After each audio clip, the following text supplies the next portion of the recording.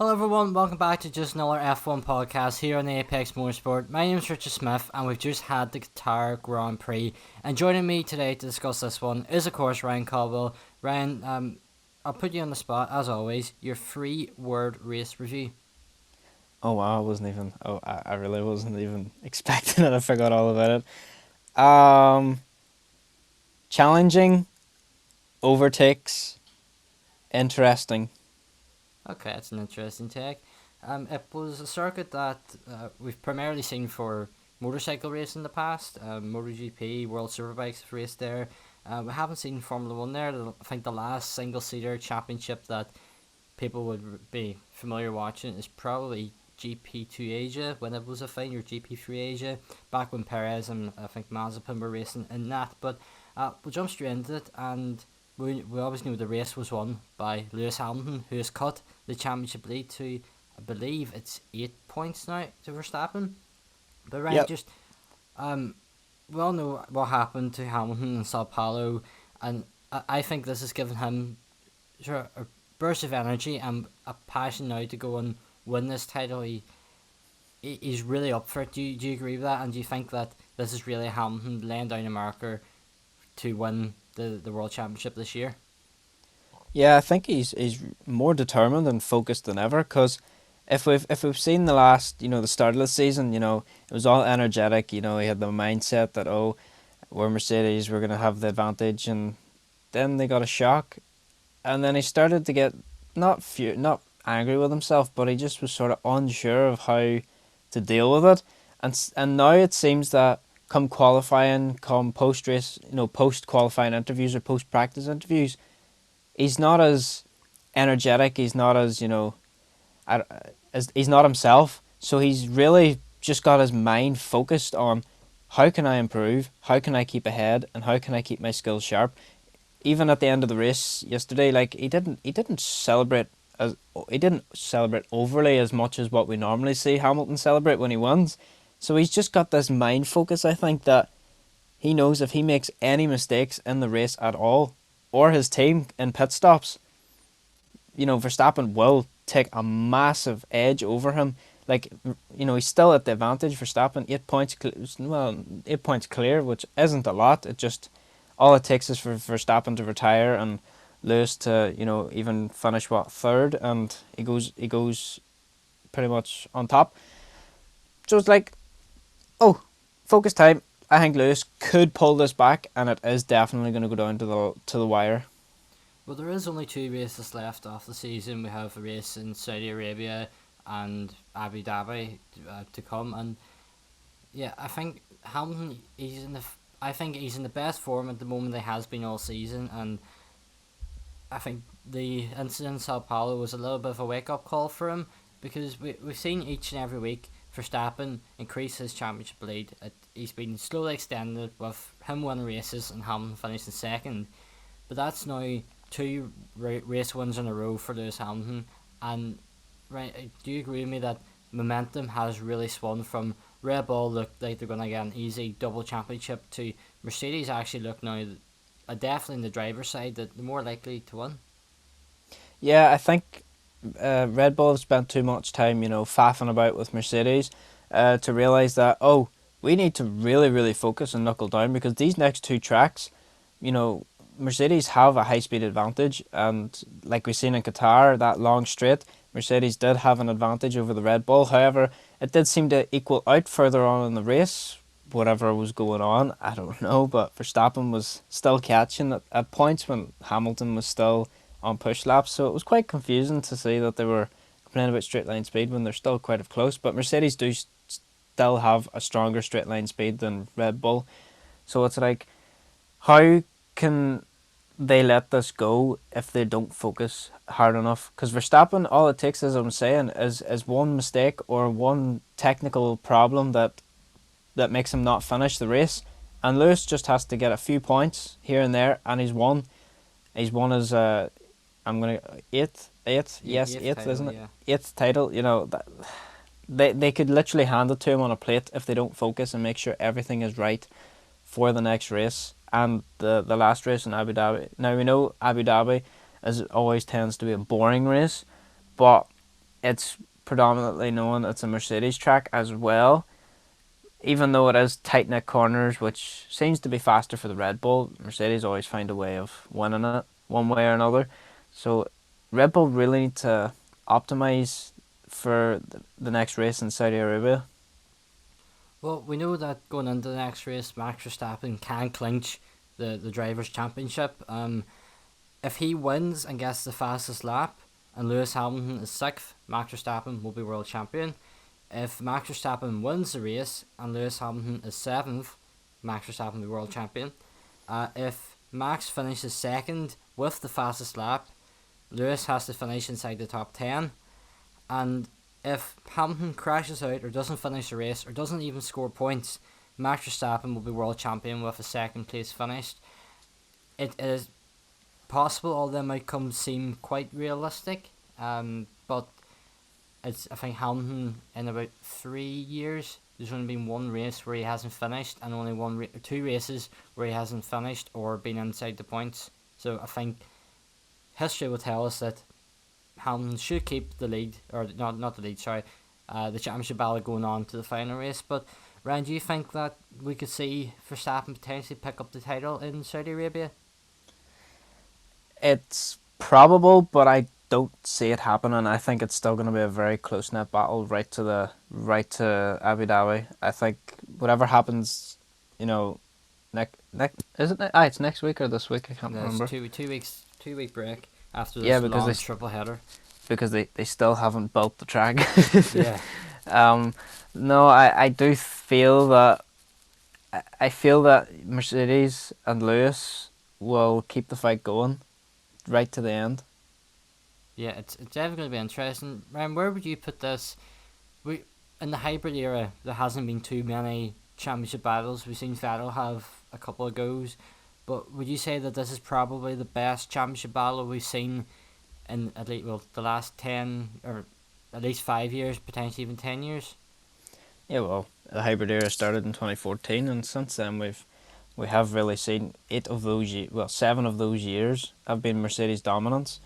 So already you're looking like, well, yikes, out of 7 years, it's just all Mercedes. And it's like, oh, well, here we go. Could this be an 8th? I think, will there be a 9th? Hopefully not with the new technical regulations. I nearly said something else there. I don't know, but I do feel that this is probably the closest we've had yet, and probably the most down to the wire championship season we've had so far, which is, it's good, and it is building its momentum. Can't wait to see how Drive to Survive portrays this season. Yeah. But no, I think it is probably one of the closest seasons we've had yet. Yeah, I agree with you on that. Obviously the 2016 battle between Hamilton and Rosberg was quite good, went down to the final race, but it's been a while since we've had that, and I think this year it's a nice way to see out the hybrid era. It's something I've said multiple times before. But when we go back to the race, Max Verstappen, Red Bull, I think at times they looked like they had a very quick race car, but Hamilton was just so far out in the lead. Ryan, do you think Verstappen, he was always just going to get second? We know he got a penalty, but do you think even without that penalty, for the grid penalty, that he would have just finished second anyway, or do you think he had a realistic chance given the sort of overpowered turn one overtaking that we've seen? I think if he didn't get that penalty, obviously he would have been starting second at that point. Grid, yeah. And if you look at how many places he made on his first corner performance, he pretty much took 3 cars in the one go. And if that had been him versus Lewis, he would have probably ended up leading that race. And chances are Lewis probably would have come back at him. But Max is very ignorant, and I don't think on lap 2 he's going to give that position up very easily. So we could have actually seen it go a different way had Max lined up second beside Hamilton. It's just it's one of those races where, the what if Max had started second? What if Max had actually started third and was able to slipstream Lewis? What could have happened? I do think he could have taken that race had he had, a better starting position. But at the same time, I think Red Bull might have gotten a bit cocky with their strategy and somehow would have still messed it up to put Mercedes in favour of winning it. Yeah, and I think going to a circuit like in Qatar where there's been no real previous single seater racing that's of the level of Formula One, and there's no real comparison. And I think we all went going into this track thinking there'd be very little overtaking, and apart from turn one, there was very little overtaking, but cars seem to follow very well in this circuit, which, you know, if this will be a circuit that won't be on the calendar next year, will probably be in the calendar for 23, 24, maybe 25 before they move to a purpose-built track for Formula 1. It's showing maybe that for circuits that, you know, are designed primarily for motorbikes, that they might actually be good for single-seater racing because cars can actually follow on them, unlike some of the purpose-built Formula 1 tracks where following cars is just difficult. But Ryan, do you think that it's a circuit that provided good racing, or was the turn one overtaking just, do we need more of that across the track? I wouldn't even say just turn one. Like, obviously, everyone's wanting to see it because most of the people do sit at the start finish straight to obviously try and get the best chance at seeing the podium. So, for them fans, obviously, you know, having that battle right on the straight is interesting for them. But at the same time, you know, everyone wants to see a wee bit of racing in action. Take Silverstone, there's pretty much two really good opportunities of passing. So that's two sides, where in Qatar you really did just have the main straight. Obviously there was a few chances where you could have gotten past going into certain, exiting certain corners if you were close enough. But it was just a really difficult circuit to pass on other than coming into, you know, turn one, turn two. It was just a semi decent track. I do feel that some bike tracks actually could fit Formula 1 quite well. I don't know. It's sort of a 50-50 thing in my mind. Yeah. Obviously, it was great to see Fernando Alonso back on the podium as well. I think 2014 Hungarian Grand Prix was the last time he stepped foot on the podium. He obviously had a 2 year break as well, but it's the first time he's on the podium since he made his return, and he started P3, helped by penalties for Bottas and Verstappen and Sainz. They all got penalties. Pierre Gasly started in the front row, which was nice to see as well. But Alonso was the driver who sort of sent it in on lap one, got past Gasly, and looked very comfortable throughout the race. In third, what did you make of Fernando Alonso's race, Ryan? I think Fernando probably had one of the best races out of everyone else in the grid, simply because he managed to stretch his tyres longer than anyone else did, and I know we're going to talk about that in a wee minute or so. Alonso, I think it was about time. Everyone was sort of expecting it to happen, but we didn't expect it to happen so late. We thought, you know, before Esteban would have run a race, we would have seen Fernando on the podium, but it was quite the other way around. Hats off to Fernando though, because Ocon would never have won his race if he wasn't defending Lewis that whole time. I found it interesting too. He went on the team radio to tell Esteban to defend like a lion, to basically, you know, make sure that he tried to hold up Perez as much as he could. And to be fair, he did try as best as he could, and he even did push coming out of turn one when Perez got past him. So to be fair, he did try probably as best as he could. Obviously, he could have tried a wee bit more awkwardness around the circuit, taking a different line.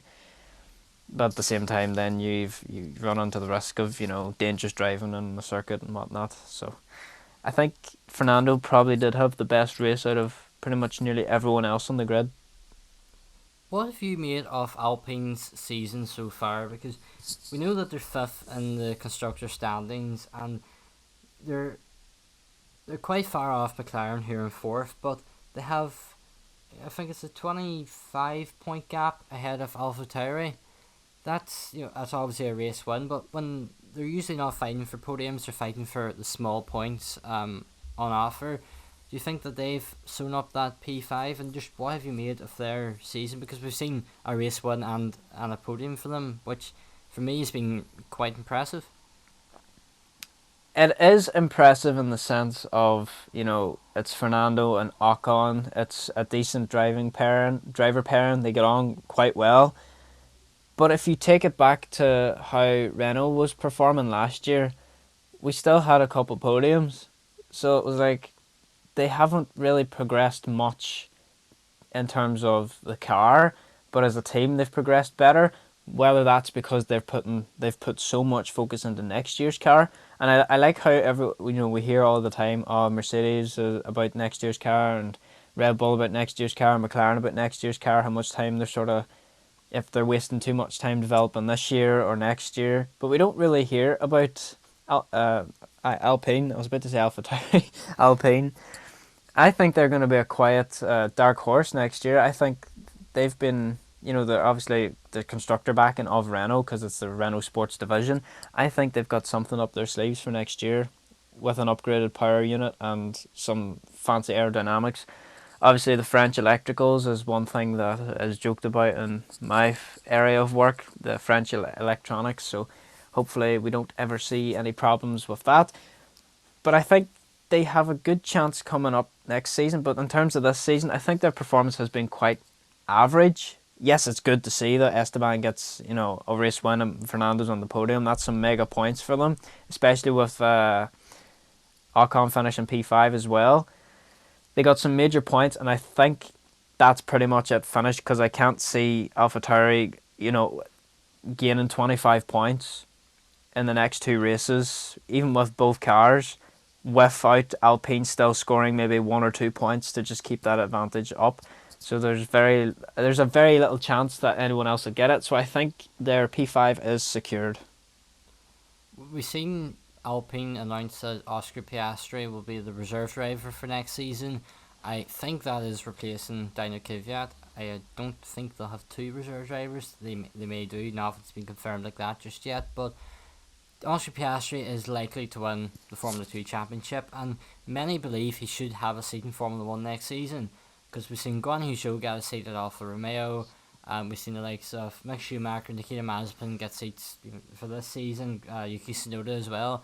But Piastri hasn't got a seat. The last time a F2 champion hasn't got a seat was Nick de Vries, who then went on to be Formula E world champion. But Ryan, do you think that both Alonso and Ocon have justified their seats for next season, or do you think it should have been Piastri should have had a chance? And if you think he did, which driver would you have replaced? I think Alpine are quite happy with the driver pairing they have. There's a good team chemistry, and it's very rare that we see Fernando Alonso get on with his teammate, as we have seen in the past with him and Hamilton. His teammates, he just doesn't seem to get on very well in a team situation, to say the least. But this year he's really comfortable, and I think that's helped the team dynamic as well.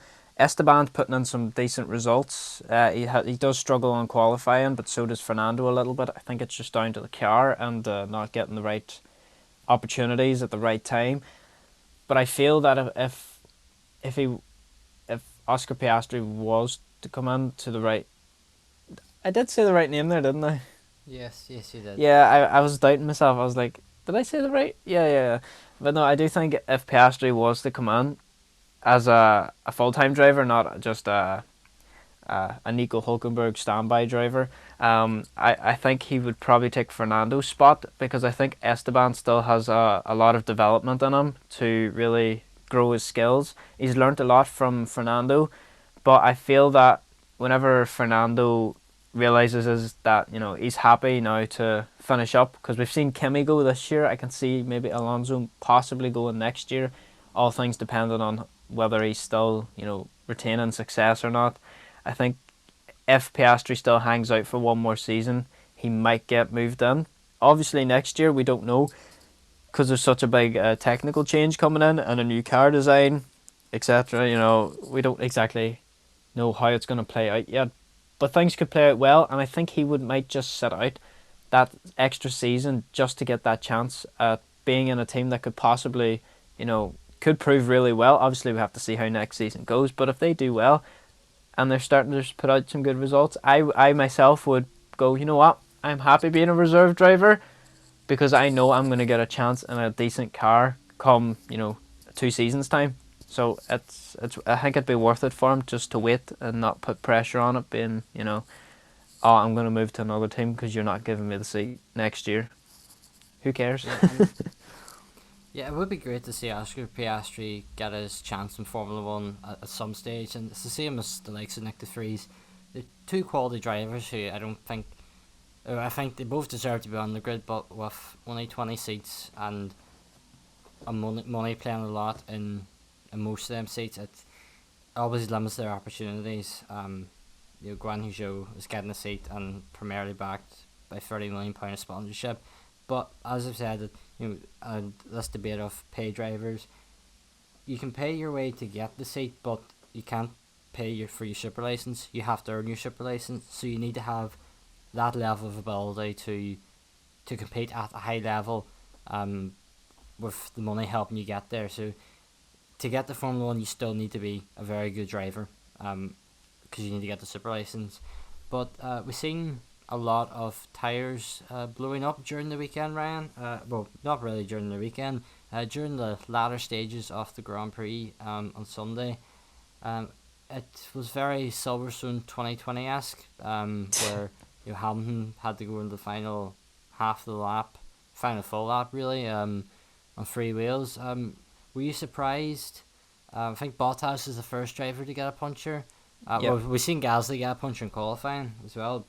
Brought out. We didn't really even discuss that. We'll discuss that at first actually. The penalties for Verstappen, for Perez. No, not Perez. Sorry, Sainz and Bottas. Verstappen got a 5-place grid penalty for not respecting double wave yellow flags. Bottas got a 3-place penalty for not respecting single yellow flags, and Sainz actually didn't get a penalty at all. He got away with called it. the Stewards, but got away with it. Ryan, do you think them penalties were justified, or do you think that it was a blind corner? The cars couldn't really see Gasly, and they made avoiding action, or do you think rules are rules? Anything on the yellow flags just is. You have to slow down no matter what the incident is. You see, I do agree with what Christian Horner did say, and Mercedes could have also argued this as well, because if you were watching it, on TV at that time, you can see it go from yellow to green, saying track clear, and then it goes back to yellow. So, it's a very quick situation where you're doing your fast flying lap. You look down and you see it's yellow and you see it's sector 3, you're still in sector 2. Next thing you see it flash green, so you're like, it must be okay. So you put your head down and you focus even harder.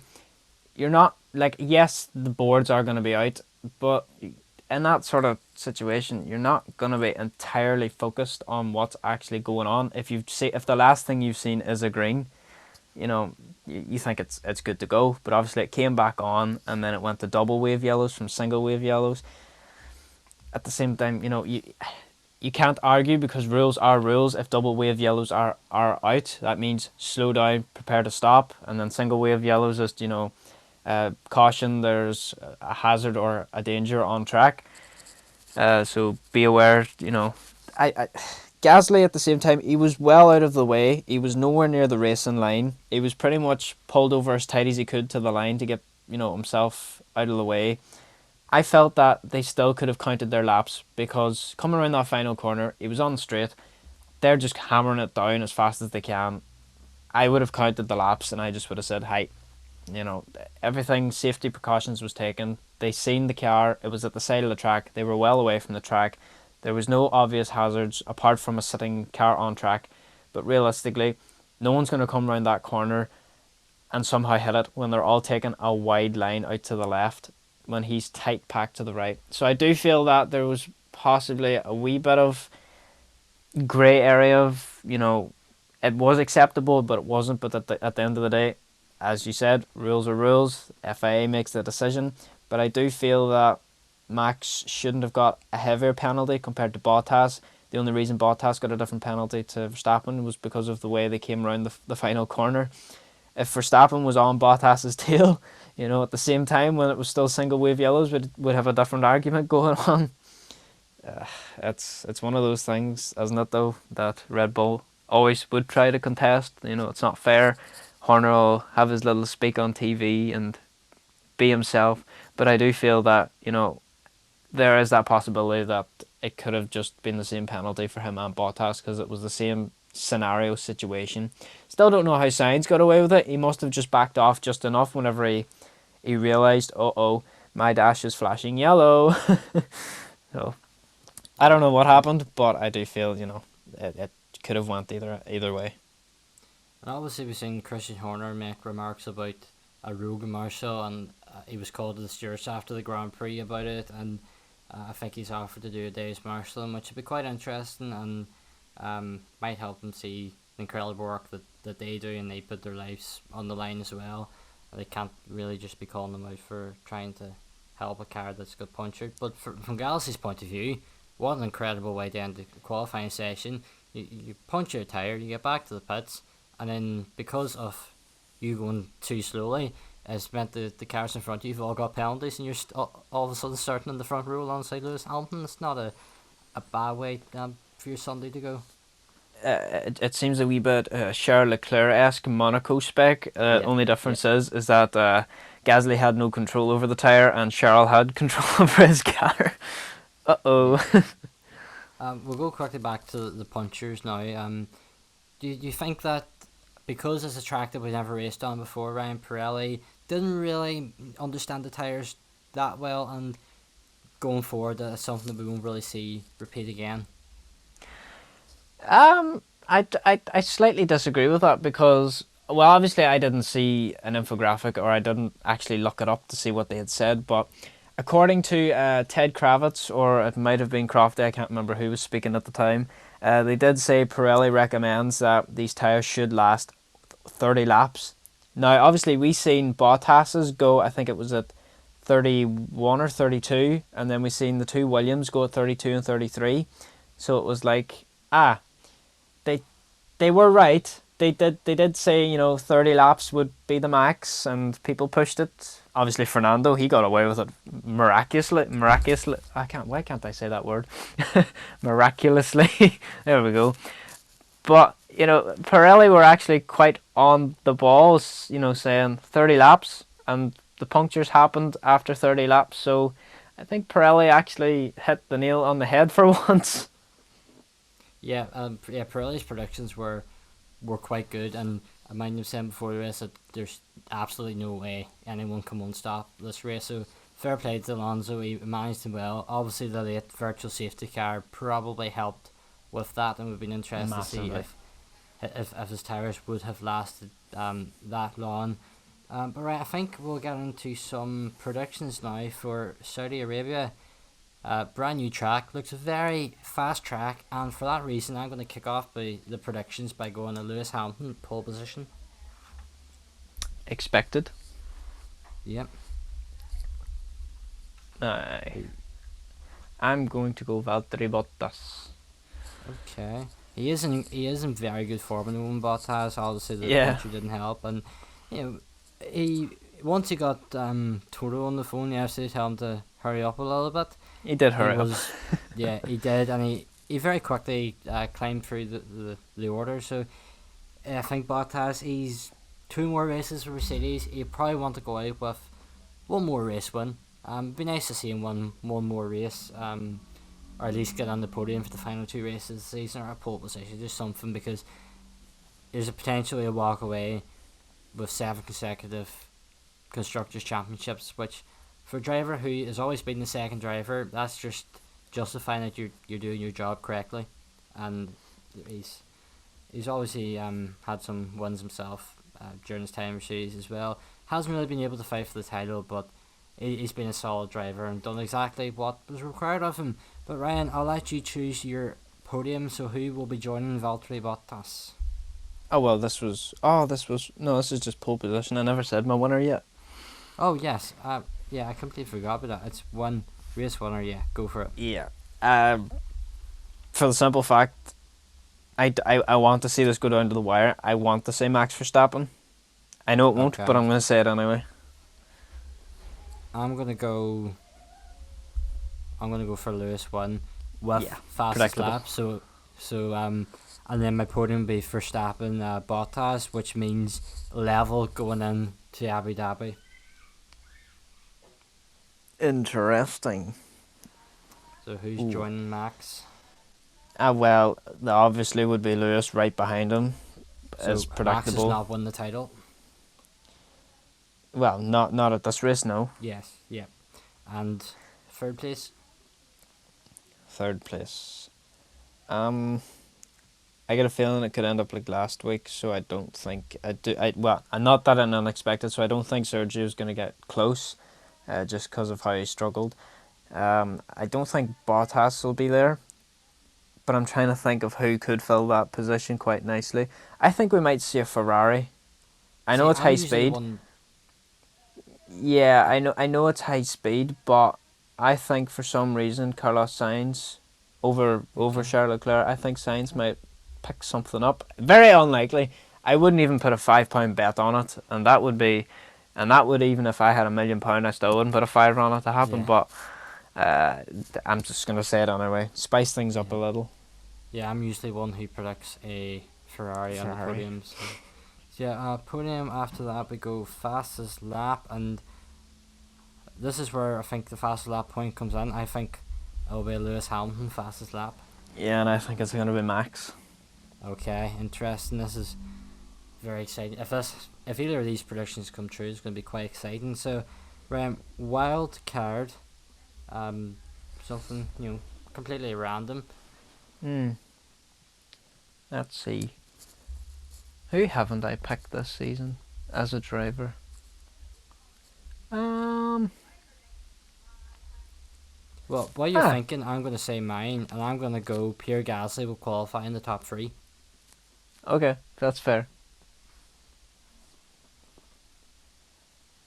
I'm gonna put out a really bold one here. Go for it. Kimi Räikkönen and the points. Okay, yeah, that would be a good one.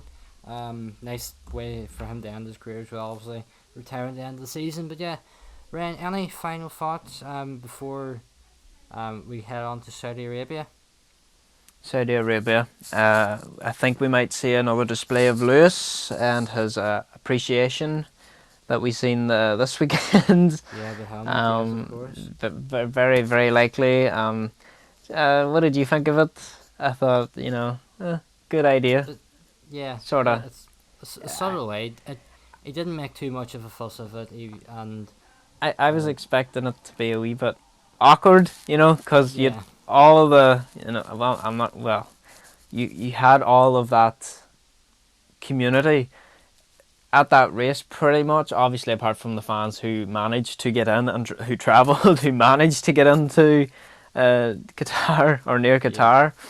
But no, it was interesting because I was like, there's bound to be something's going to happen over it. Something has to happen. yeah, Maybe we'll see it at Saudi because Saudi's more strict on that. So I actually think, Lewis might have been told, yeah, you're not allowed that.